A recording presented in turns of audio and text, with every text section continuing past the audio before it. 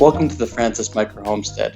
Today we're going to look at 5 foods that you can freeze dry to better increase the quality of your homemade foods, make it easier to prep, and just an overall better quality for those things that we consume. So let's take a look. The first food we're going to look at is ramen toppins. This is vegetables that we've sauteed and freeze dried that we can add easily to any ramen package, giving it the added nutrients and flavor to an ordinary package of ramen. For this, you'll need the following: 1 red bell pepper, 1 to 2 broccoli heads, 1 bok choy, 4 to 5 carrots, 1 to 2 cups of mushrooms, 1 bundle of green onions, and 1 to 2 cups of frozen corn. Dice up the red pepper, broccoli, bok choy, and carrots into small pieces. Set them aside in the same bowl as they will be cooked together. Dice up the mushrooms. These cook at a different rate than the vegetables, so keep them in its own bowl. Last, dice the green onions and add them directly to the freeze-dried trays, as they do not need to be cooked.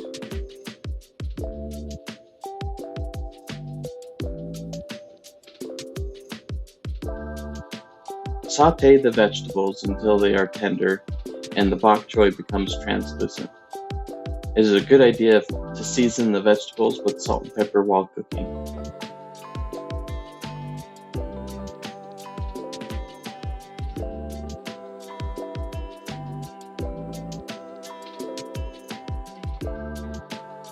Having the mixture helps cook the vegetables more evenly.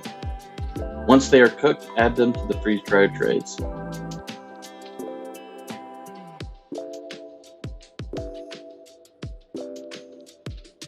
Once all the vegetables are cooked, clean the pan and start sauteing the mushrooms. I added a little bit of butter, salt, and pepper to the mushrooms to help cook them and give them a little more flavor. Once all the cooked vegetables are on the tray, add the frozen corn on top. These trays are ready to go into the freeze dryer. Freezing the trays before they go into the freeze dryer helps the process, but is not necessary with these vegetables. Here are my freeze dryer settings for the ramen toppins. Once the freeze dryer is done with the vegetables, they come out crisp and loose. Using a mason jar funnel helps transfer the vegetables into the jars.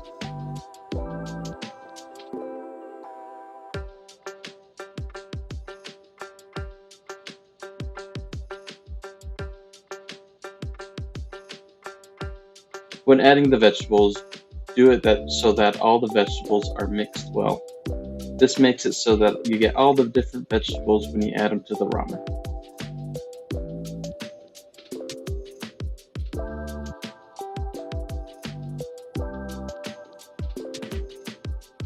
Once they are all in the jar, use the mason jar vacuum pump to pull out the air in the jars.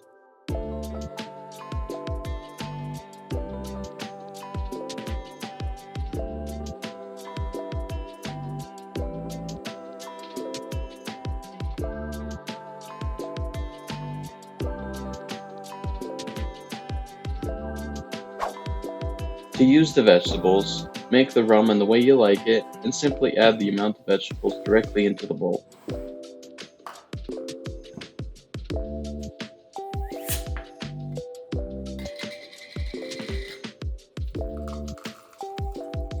I don't pour the jar of vegetables over the bowl, as the steam from the ramen can make its way into the jar, unintentionally hydrating the rest of the vegetables. Add the vegetables into the bowl and give it about 4 minutes to rehydrate.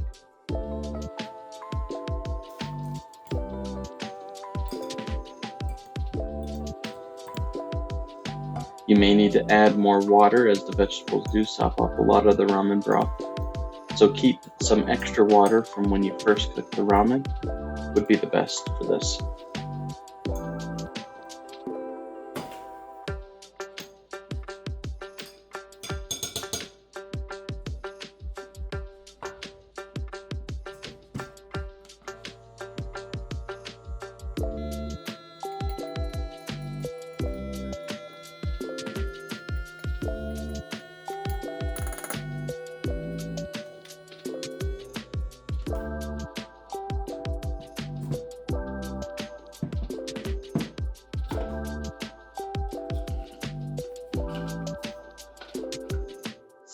The second food we're going to look at is lemon slices. These can easily be added to any beverage, water, soda, anything that you want a lemon kick, and it's a fresh lime slice that you don't have to waste a whole lemon for. A freeze dryer tray can hold up to 6 lemons when stacked. Start off by washing the lemons and slice them into the desired width.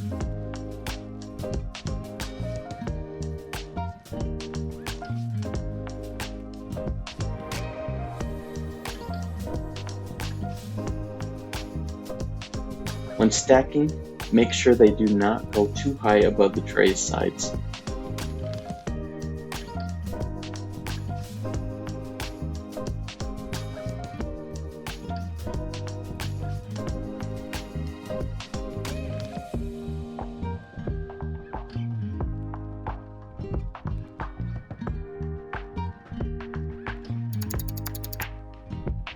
Here are my freeze dryer settings for the lemon slices. Once they come out, carefully remove them from the trays and avoid breaking them.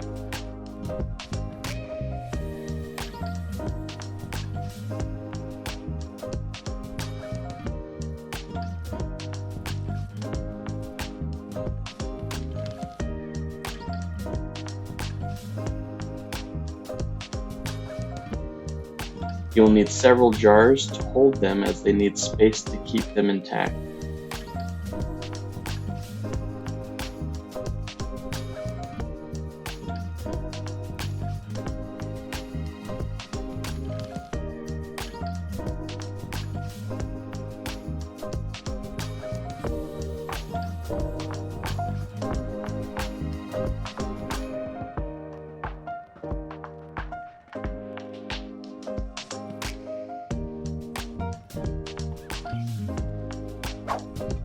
When you are ready to use them, simply add them to any beverage.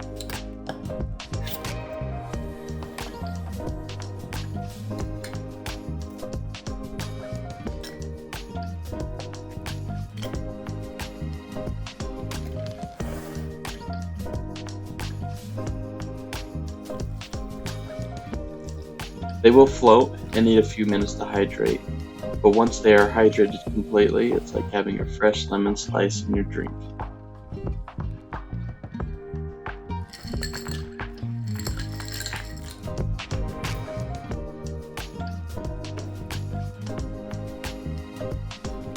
The next food we're going to look at is tomato base. This can be used to make sauce, pizza sauce, pasta sauce, or even tomato soup. You'll need the following: 1 yellow onion, 3 to 4 carrots, 6 to 10 garlic cloves, 1 to 3 tablespoons of olive oil, 48 ounces of tomatoes, 1 to 4 tablespoons of sugar. Start off by dicing the onions and carrots into equal sizes. They don't have to look pretty as they will be blended up at the end. Sauté the vegetables in the olive oil until the onions start to become translucent. Then add the garlic and cook it for another minute or so.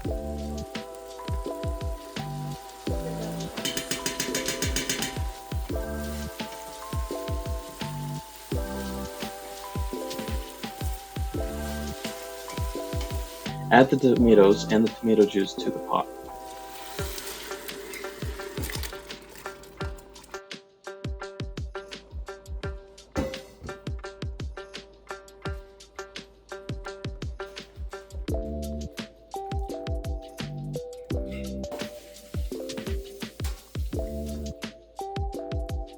Stir and bring the pot to a simmer.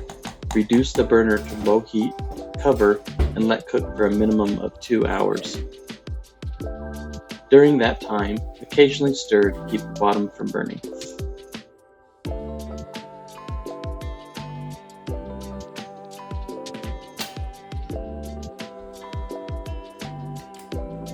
Once it is done, blend the mixture to your desired consistency. You can use a hand mixer or a blender. If you use a blender, make sure to keep the vent open at the top for the hot steam to escape to avoid a blowout. After you get it to the desired consistency, Taste the sauce. It will need sugar, salt, and pepper. The carrots do add some natural sweetness to the acidic tomatoes, but sometimes sugar will need to be added. Depending on your carrots is the amount of sugar that you will need to add. Add salt and pepper, and 1 tablespoon of sugar at a time until the sauce tastes right to you.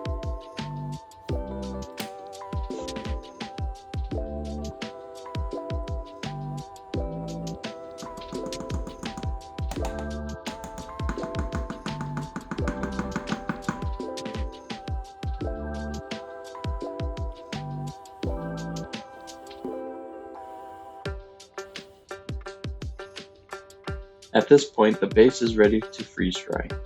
In our case, we knew we would primarily use the mix for pasta sauce, so we pre-seasoned the mixture before freeze drying it. You can add basil, oregano, or any other Italian herbs to complete your sauce. We place the sauce in these quart deli containers to cool off completely before adding them to the freeze dryer trays.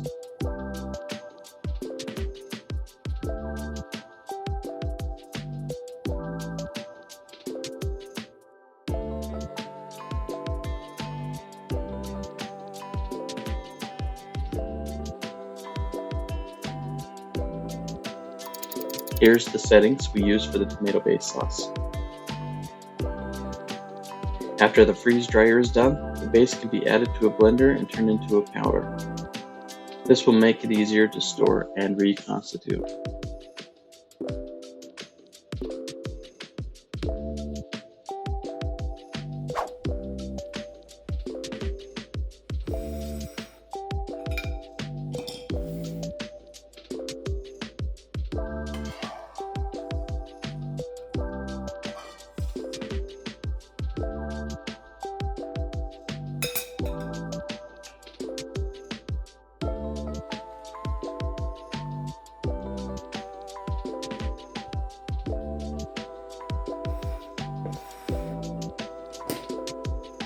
Since our mixture is already seasoned, we can add the hot pasta water to the powder and rehydrate the sauce.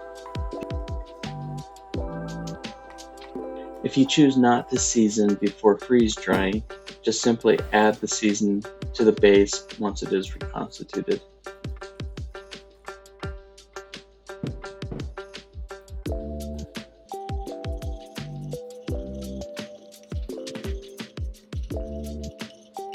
If the sauce is too thick, add more water. If it's too thin, add more powder.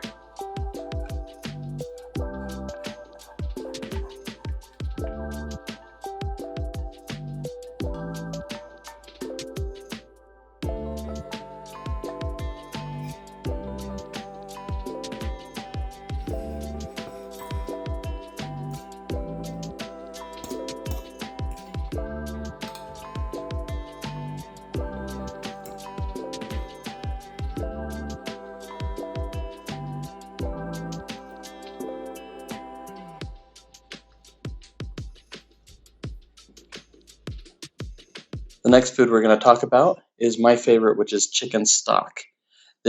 We use this for making gravies, adding flavor to our rice, and pretty much can be used anywhere a chicken bouillon would need to be used. Because it is freeze-dried, you can add as much or as little as you need to add that extra kick of flavor. You will need the following: 1 yellow onion, 4 to 6 carrots, 1 garlic bulb, 1/2 celery bunch, 1 fennel bulb, 1 chicken carcass, 4 to 6 bay leaves, 3 tablespoons of whole peppercorn, and 1 tablespoon of vegetable oil.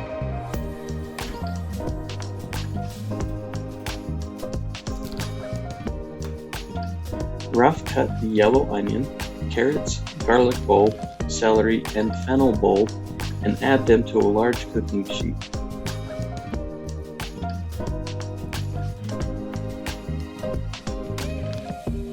Add it to a preheated oven at 400 degrees Fahrenheit and let bake for about 10 minutes. We're looking to brown the edges and not necessarily cook the vegetables. While that is baking, add the chicken carcass to the pot. Try and break down the carcass as much as you can in smaller pieces to allow it for easier stirring.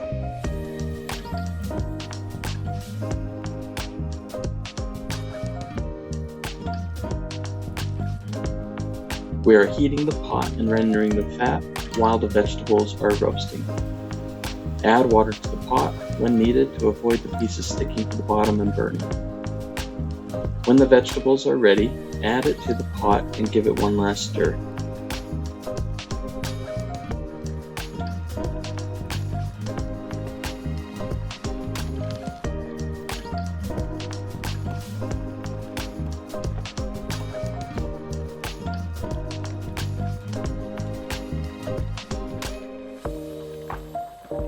Add enough water to the pot to submerge all the pieces in the pot.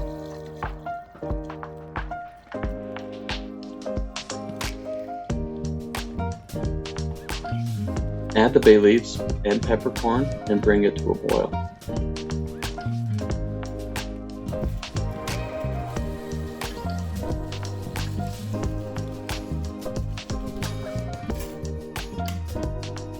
Lower the burner to low heat and simmer for at least 4 hours. During this time, occasionally check on the pot. Remove any foam that builds up on the surface, add more water if it gets too low, and occasionally stir.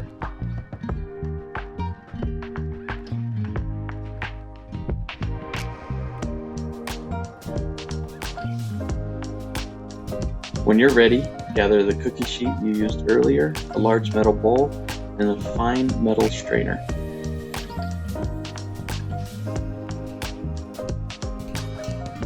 Use a ladle and pull the stock from the pot and ladle it into a strainer.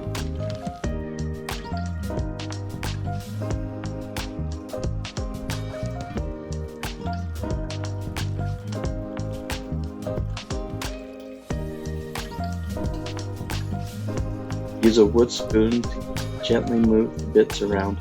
You don't want to push the bits down as they can go through the strainer.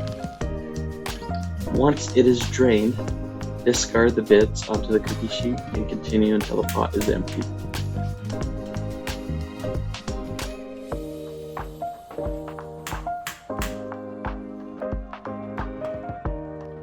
This will need to cool down drastically before it can be freeze-dried. Cover with plastic wrap or move to a heat-safe container and let it cool down in temperature before putting it in the fridge. Once it is cooled down, add it to the freeze-dried trays.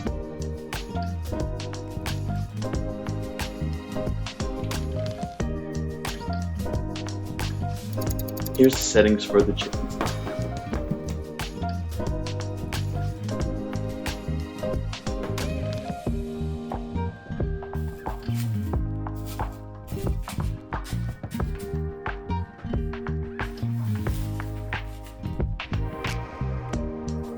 Like the tomato base, this can be added to the blender and made into a powder.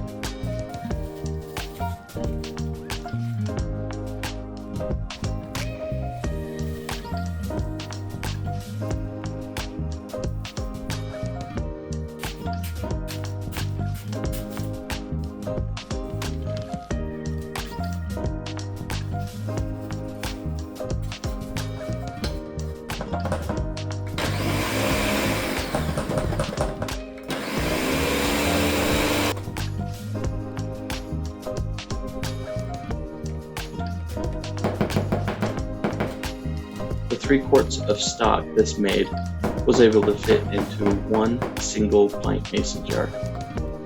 The powder can be used to add flavoring to gravies, rice, soups, and whatever else you desire. And the last one is our cheese mix, which will replace the processed box mac and cheese that we buy from the store. Because it's freeze-dried, we can mix in milk, make it even more creamy. We can even mix in a little bit of freeze-dried spinach to give it a little bit more nutrition. But this will replace the processed mac and cheese and give us homemade macaroni and cheese anytime we like. This recipe calls for the following: 1 stick of butter, 2 to 4 tablespoons of flour, 3 to 6 cups of milk, 28 to 32 ounces of cheddar cheese, 1 to 2 tablespoons of paprika, 3 tablespoons of onion powder, and 1 tablespoon of garlic powder.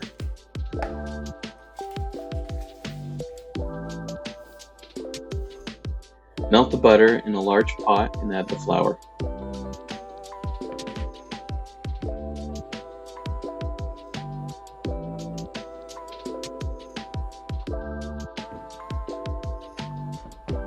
Mix the roux to the consistency of cake batter. We want to cook this until the mixture gives off a nutty scent or until it darkens in color.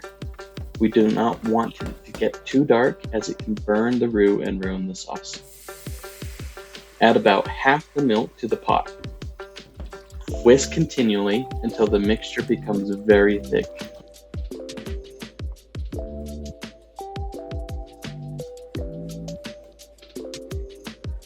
Then add the rest of the milk and continue to mix until it is heated all the way through.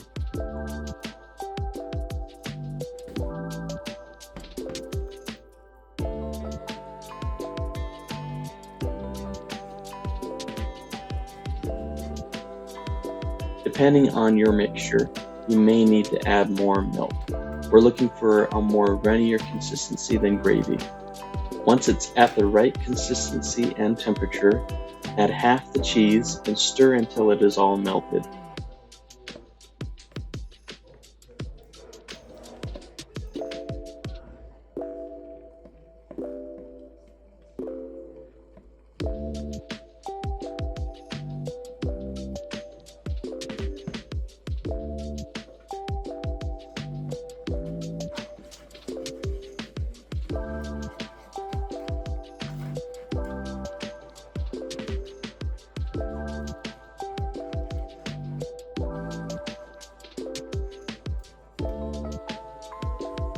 Add the remainder amount of cheese.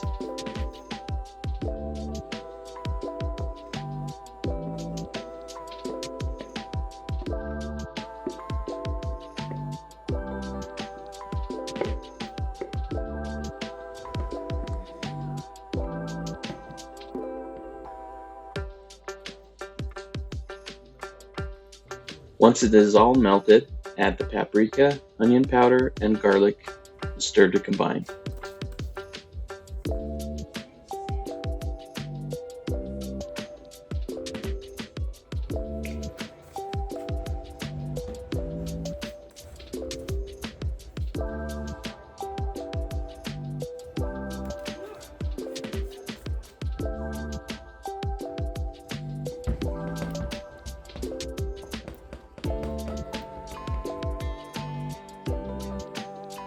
This mixture pours easiest when hot. Pour the mixture directly into the freeze-dried trays and allow them to cool down before adding them to the fridge.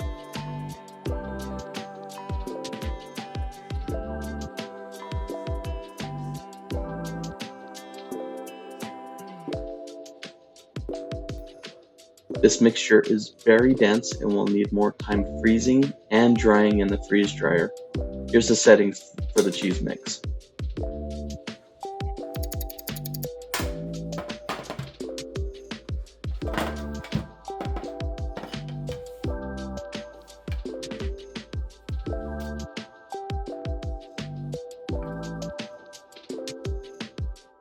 Once it is done, make sure that the mixture is completely dry throughout and does not contain any moisture.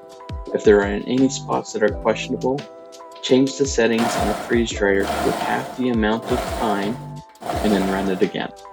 If there is any moisture in the mix when you blend it, it will start to spoil and not keep on the shelf. I like to mix the cheese sauce before adding it to the pasta. It was a lot harder to get the clumps out when the pasta was added with it.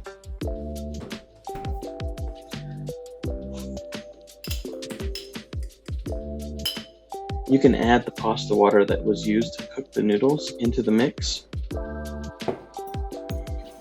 Or to make it more creamy, you can add milk. I'm doing both here as I like the creaminess of the milk and the hot water helps to reconstitute it faster.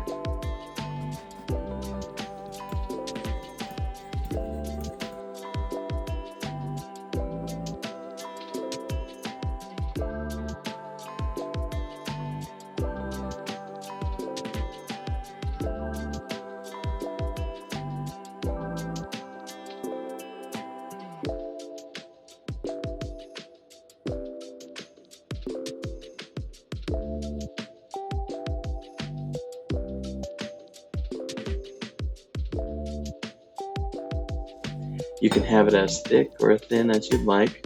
Once it's at the consistency that you want, add the pasta and enjoy.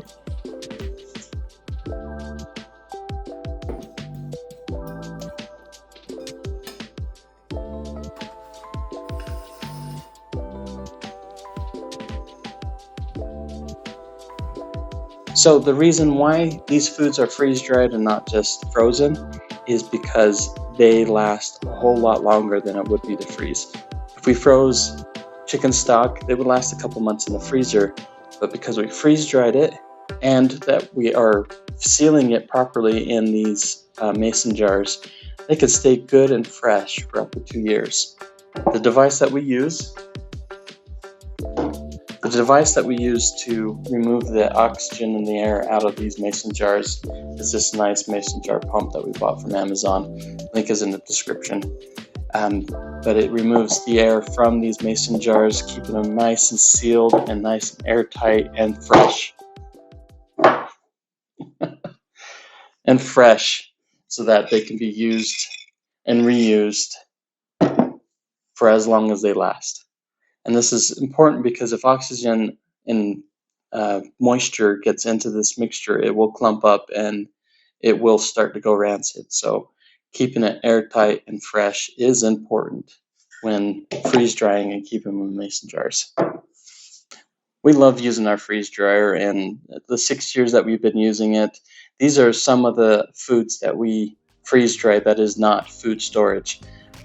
We love using our freeze dryer for food storage, but we also love the idea of using our freeze dryer to make it easier and healthier to make foods quick and easy, especially when you have picky kids. I hope you liked this video and it inspired you to get some quality food freeze dried for your home use as well. If you have any questions, please leave a comment. I'm happy to respond. I also have a video of a 6-year review of our Harvest Right freeze dryer. Go ahead and check that out. And if you like this video, go ahead and hit that like button and subscribe if you haven't already. Thanks for watching.